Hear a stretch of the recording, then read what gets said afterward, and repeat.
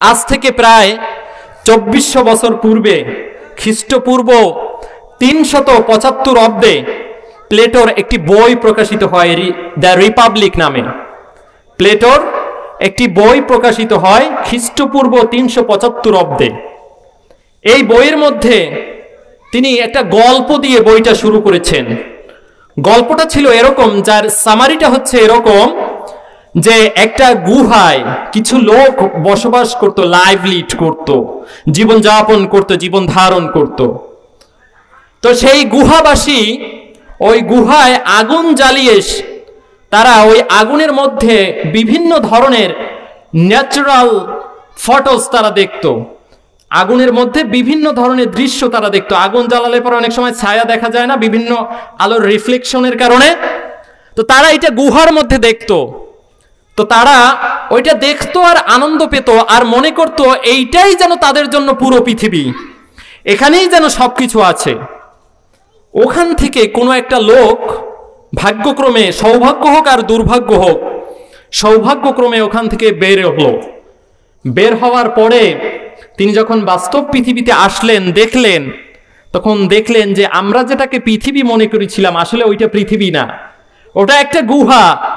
আর বের হয়ে যা দেখতেছি আসল পৃথিবী এইটা। উনি বেশ কিছুদিন অবজারভেশন করলেন, পর্যবেক্ষণ করলেন। পর্যবেক্ষণ করার পরে উনি গুহায় চলে গেলেন।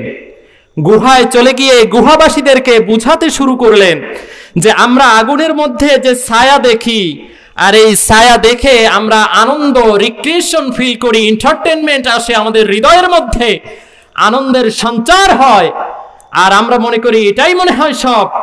আসলে এটা কিছুই না, এটা একটা গুহা মাত্র। আসল পৃথিবী পড়ে রয়েছে, চলো আমরা সেই পৃথিবীতে যাই বন্ধু। গুহাবাসী বলল, তুমি কি পাগল হইছো? স্ক্রু টাইট না ঢিলা? মাথার কয়েল কি ঠিক আছে? এতটা বছর দীর্ঘদিন যাবৎ জেনে আসতেছি এইটাই পৃথিবী, তুমি আবার কিসের দাওয়াত দিতেছ, কিসের কথা বলতেছ? আমরা তোমার সাথে ঐক্যমত পোষণ করতে পারলাম না। শান্তসুধী, এই প্লেটোর এই গল্পটা এখানেই আমি রেখে দিচ্ছি। আমাদের বর্তমান পৃথিবীর অবস্থা হয়েছে এরকম, মেটাভার্স আসার কারণে 3D কে অতিক্রম করে 4 ডাইমেনশন, 4D, আপকামিং 5G আর 6Gর কারণে এখন আমরা গ্লাসের মধ্যে বন্দী হয়ে যাচ্ছি। ঘরে বসে, দোকানে বসে ওয়াজ শুনতেছি, কিংবা ঘরের মধ্যে বসে, স্ক্রিনের মধ্যে বসে পুরো জীবনটাকে উপভোগ করার চেষ্টা করতেছি। আসলে ওখানে পুরো জীবনটা নয়, বাস্তব জীবনটা সম্পূর্ণ ভিন্ন। বর্তমান সময়ে ইন্টারনেটের আমরা ব্যবহার করি। ইন্টারনেট ব্যবহার করি কিনা? মোবাইল শরীফ আছে কিনা? আমাদের কম বেশি সবাই আছে কিনা? এখন আমি আজকে জনমের ওয়াজ করে দেবো, আর মোবাইল শরীফ আপনারা সব পাক্কাই ফালাই দিবেন, বাড়িতে গিয়ে ওয়াইফাই লাইন কাইতে দিবেন, নাকি আজকের ওয়াজে সব আল্লাহর ওলি হয়ে যাবে? ঠিক কিনা? ঠিক হয়ে যাবে না। শান্তসুধী, একটা সময় ছিল এই দেশে বলা হতো ইংরেজি শিক্ষা করা হারাম। বলা হতো কিনা? ইংরেজি শিক্ষা করা হারাম বলার কারণে তৎকালীন সময় থেকে শুরু করে আজ পর্যন্ত মুসলমানেরা যে পিছিয়ে পড়েছি, আজও কিন্তু সেই ঘাটতি পূরণ করতে পারি নাই। আমার কথা কি বুঝতেছেন? ইংরেজি শিক্ষা করা কি? এই স্লোগানটা, এই একটা কথার কারণে আমরা যতটা পিছিয়ে পড়েছি সেই ঘাটতি আজও পূরণ করতে পারি নাই। তারা মানুষেরা বলে 100 বছর, আমি বলি কি আর 100 বছর ভাই, এই ঘাটতি তো আজও পূরণ করতে পারি নাই। যারা এগিয়ে গেছে ওরা কি বসে থাকবে? ওরা তো আরো এগিয়ে যাবে। বাংলাদেশ ডেভেলপ হচ্ছে, অন্য অন্য দেশ কি ডেভেলপ হচ্ছে না? আমেরিকা আমাদের থেকে আরো 50 বছর আগে ডেভেলপ হয়েছে, তা আমাদের এখন যখন ডেভেলপ হচ্ছে তারা কি বসে থাকবে? তারা আরো এগিয়ে যাবে না? তো যারা এগিয়ে গেছে তারা তো আরো এগিয়ে যাবে। অনুরূপভাবে ইন্টারনেটকে হারাম বলা হচ্ছে। বিশ্বাস করেন ভাইরা, ওই ব্রিটিশদের সময় ইংরেজি শিক্ষা করা হারাম বলায় যে পিছনে পড়েছি, আজ যদি ইন্টারনেটকে হারাম বলতেছি, এই ফতোয়া থেকে আমরা ফিরে না আসি, আমাদের অবস্থা আরো শোচনীয় হয়ে যাবে। ইন্টারনেট হারাম নয়। যে অস্ত্র, ছুরি যদি ডাকাতের হাতে যায় তাহলে কি হয়? অস্ত্র হয়ে যায়, মানুষ খুন করার অস্ত্র হয়ে যায়। একই ছুরি যদি ডাক্তারের কাছে যায় কি হয়ে যায়? অপারেশনের অস্ত্র হয়ে যায়, অপারেশনের কাছে ব্যবহার হয়। কলম যেটা আমরা লিখি, একই কলম দিয়ে প্রেমপত্র লেখা যায়, যায় কিনা? একই কলম দিয়ে দুর্নীতি করে 5খানা সফল চ্যাম্পিয়ন সার্টিফিকেট অর্জন করা যায়। কথা বুঝতেছেন? একটু ইঙ্গিত দিলাম মাত্র। 5খানা চ্যাম্পিয়ন সার্টিফিকেট আমরা পেয়েছিলাম কিনা দুর্নীতিতে? একই কলমের খোঁচায় 5খানা দুর্নীতির চ্যাম্পিয়ন সার্টিফিকেট বাংলাদেশ অর্জন করেছিল। আবার এই একই কলম দিয়ে আল্লাহর জ্ঞান অর্জন করা যায়, কোরআন হাদিসের জ্ঞান অর্জন করা যায়, অর্থনীতি, রাজনীতি, পররাষ্ট্রনীতি, যুদ্ধনীতি, সন্ধিনীতি, শিক্ষানীতির জ্ঞান অর্জন করা যায়। সমাজ কিভাবে পরিবর্তন হবে, সোসাইটি কিভাবে বিবর্তন হবে, সমাজের মানুষ কিভাবে ডেভেলপ হবে, এই একই কলম দিয়ে চিন্তা করে লেখা যায়। একই কলমকে ইসলামের পক্ষে কিংবা বিপক্ষে ব্যবহার করা যায়। এখন দেখতে হবে আপনি এই জিনিসটা ব্যবহার করেন কিভাবে। এটা নির্ভর করবে ব্যবহারকারীর উপরে, আপনি কিভাবে ব্যবহার করেন। পৃথিবীতে এমন কোনো জিনিস নাই যেটার নেগেটিভ পজিটিভ নাই। এই মাইক, আপনি যদি ইন্টারনেট হারাম বলেন তাহলে মাইকও তো হারাম। এই মাইক তো গান বাজনা, যাত্রার প্যান্ডেলেও ব্যবহার করা হয়, হয় কিনা? তাহলে সব হারাম, যেটা বলবেন সেইটাই হারাম হয়ে যাবে। আমাদের ব্যবহারটা আমরা কিভাবে করি সেইটা দেখতে হবে।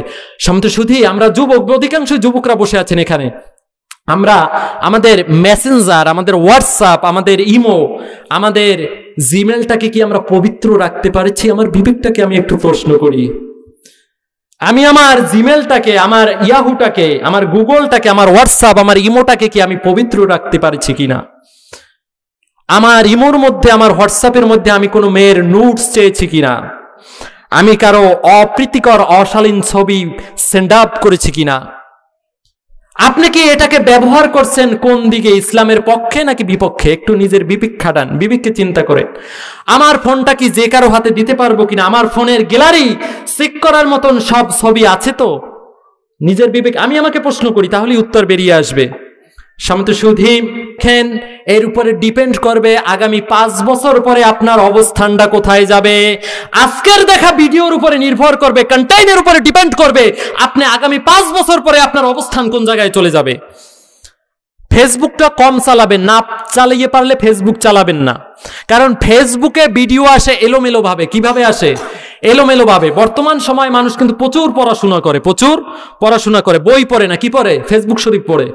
মানে অবস্থাটা ছিল এরকম, হওয়া উচিত ছিল যে আল্লাহুম্মা বিইসমিকা আমুতু ওয়া আহইয়া, এই দোয়া পড়ে, আয়াতুল কুরসি পড়ে, অন্যান্য দোয়া যাওয়ার পক্ষে যতটুকু সম্ভব এই দোয়া পড়ে ঘুমাইতে যাওয়া, আবার ঘুম থেকে উঠে দোয়া পড়া।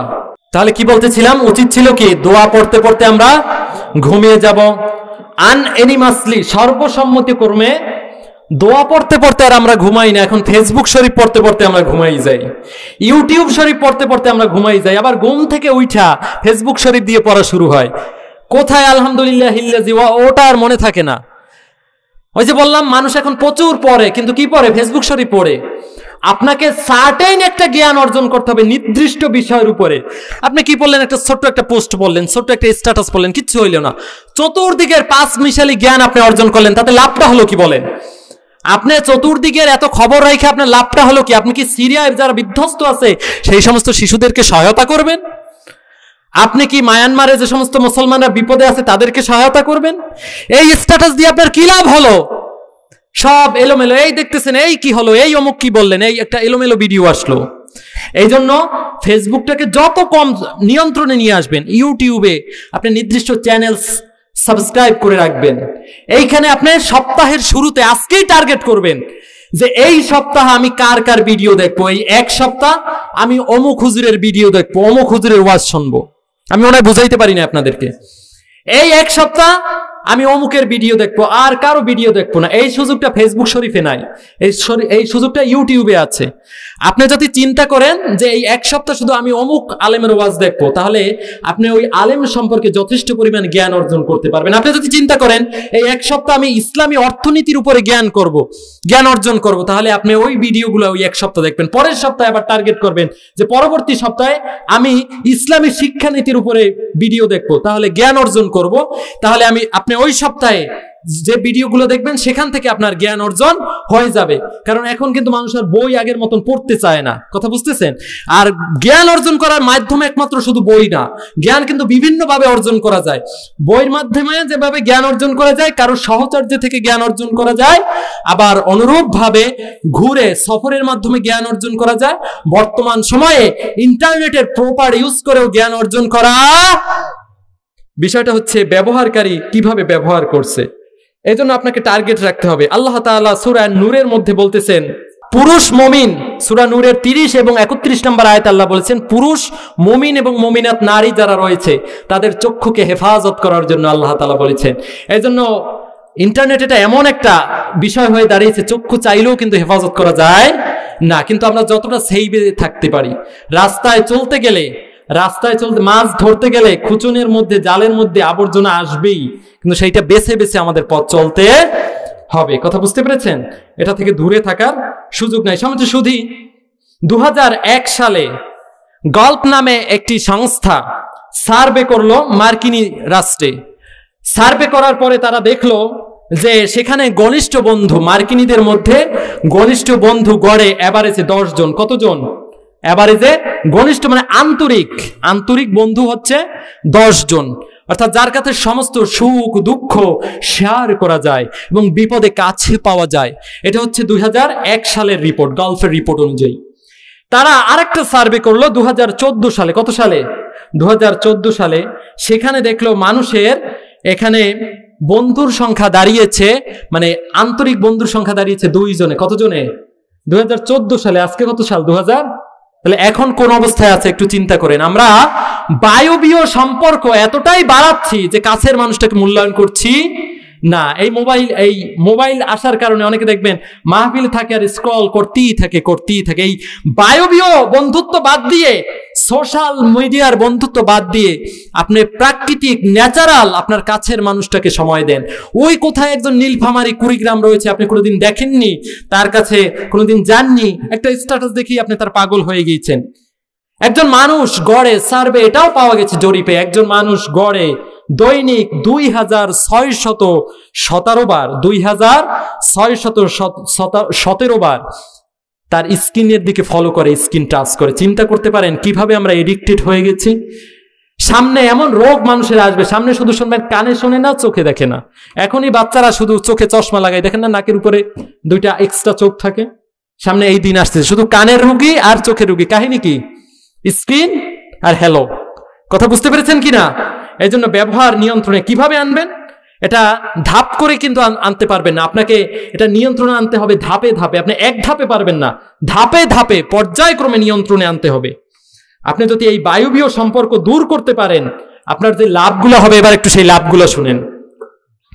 আপনি সোশ্যাল মিডিয়া থেকে দূরে থাকলে কিংবা বন্ধ রাখলে আপনি আগের চেয়ে অনেক বেশি কাজ করতে পারবেন। দেখেন, আগের চেয়ে অনেক বেশি কাজ করতে পারবেন। একটু কয়েকদিন, 1 সপ্তাহ বন্ধ রেখে দেখেন যে কথার বাস্তবতা কতটুকু। এরপরে আপনি যখন ধাপে ধাপে অগ্রসর হবেন, আপনার অ্যাপসগুলোকে, যে অ্যাপসগুলো প্রয়োজন নাই, অ্যাপসগুলো আনইনস্টল করে দেন। যদি সম্ভব হয় মোবাইল থেকে ফেসবুককে আনইনস্টল করে দিয়ে ল্যাপটপ ইউজ করার চেষ্টা করেন। তাহলে হবে কি, যে ফট করে এসেই বের করা হলো না, বারবার আর এটা ব্যবহার করা হলো না। কিছুক্ষণ পর পর নোটিফিকেশন চেক করার মতন এই অশান্তি আর আপনার মনের মধ্যে আসবে না। আপনি দেখবেন একদিনে অনেক কাজ করার পরেও অনেক সময় আপনার হাতে থেকে যাবে। কে কি বললো, কে আমাকে নিয়ে কি কমেন্ট করলো, এই চিন্তা করবেন না। নিজের কাজগুলো মনোযোগ দিয়ে করার চেষ্টা করুন, যোগ্যতা অর্জন করুন। যোগ্যতা অর্জন করলে পরে মানুষ আপনাকে ব্লক দিবে না, বরং যোগ্যতা অর্জন করলে মানুষ আপনাকে সার্চ করবে। ঠিক কিনা?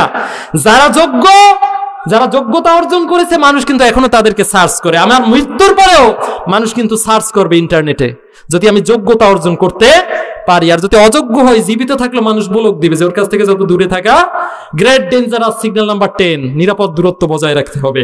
কথা বুঝতে পেরেছেন?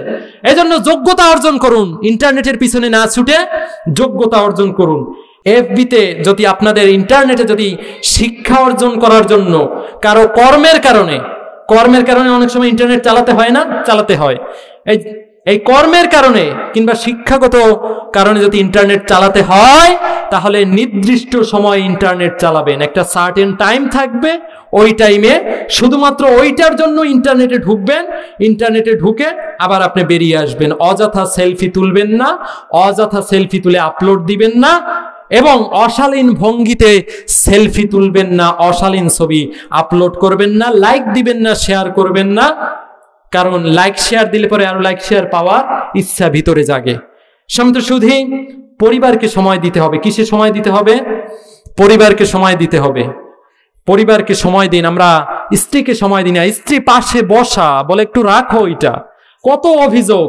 স্ত্রীকে সময় দিবেন, তার কিন্তু হক, সে আপনার কাছে সময় পাবে, এই হক কিন্তু আদায় করবেন। হক আদায় না করলে তার কাছে কিন্তু আপনি কিয়ামতের মাঠে ধরা পড়ে যাবেন। আপনি কি মনে করেন যে আপনার এই আবু জাহেল মার্কা স্ত্রী এইটা জাহান্নামে যাবে আর আপনি হুর নিয়ে বেহেশতে থাকবেন, এই আশা করেন নাকি? It's total wrong concept, your notion is totally wrong. আর স্ত্রীও যদি মনে করে যে আমার এই আবু জাহেল মার্কা স্বামী এইটা জাহান্নামে যাবে আর আমি বেহেশতে সুন্দর হুর নিয়ে থাকবো, এই ধারণা যদি স্ত্রীরা করো, তার জন্য এটা ভুল ধারণা। হুর মানে সঙ্গী, হুর মানে সাথী, হুর মানে আবার পরি বুঝছেন না। পুরুষদের জন্য মহিলা হুর, মহিলাদের জন্য পুরুষ হুর, কথা বুঝতে পেরেছেন? হুর মানে সঙ্গী বা সাথী, পুরুষদের জন্য দেওয়া হবে বিপরীত লিঙ্গের, মহিলাদের জন্য দেওয়া হবে বিপরীত লিঙ্গের। তো যাই হোক, আমরা যদি এরকম ভাবে চিন্তা করি তাহলে এটা আমাদের জন্য কি হবে? বিপদ হবে। আপনার সন্তানের প্রতি দায়িত্ব আছে, আপনার স্ত্রীর প্রতি দায়িত্ব আছে। পরিবারকে সময় দিন, ইন্টারনেটকে নিয়ন্ত্রণ ভাবে ব্যবহার করুন, পরিবার সন্তানকে সময় দিন। বিশ্বাস করেন ভাইরা, বিশ্বাস করেন, এই বায়বীয় ইন্টারনেটের সম্পর্ক আমাদেরকে কিন্তু ডেভেলপ করতে পারবে না যতক্ষণ পর্যন্ত আমরা এর প্রপার ইউজ না শিখবো। কথা বুঝতে পেরেছেন? যখন আপনি যথাযথ ব্যবহার শিখবেন তখন এটা থেকে দিনের কল্যাণের কাজে ব্যবহার করতে পারবেন, সমাজ উন্নয়নের কাজে ব্যবহার করতে পারবেন, পাশাপাশি আত্ম উন্নয়নমূলক সমাজ সেবামূলক কাজ করবেন। তাহলে দেখবেন যে সময় কিভাবে চলে যায়, আপনারও ভালো লাগবে, মনের মধ্যেও স্যাটিসফ্যাকশন আসবে। উপভোগ করছেন রেনেসাস ডাক টেলিভিশন, প্রযুক্তির সাথে ইসলামের পথে।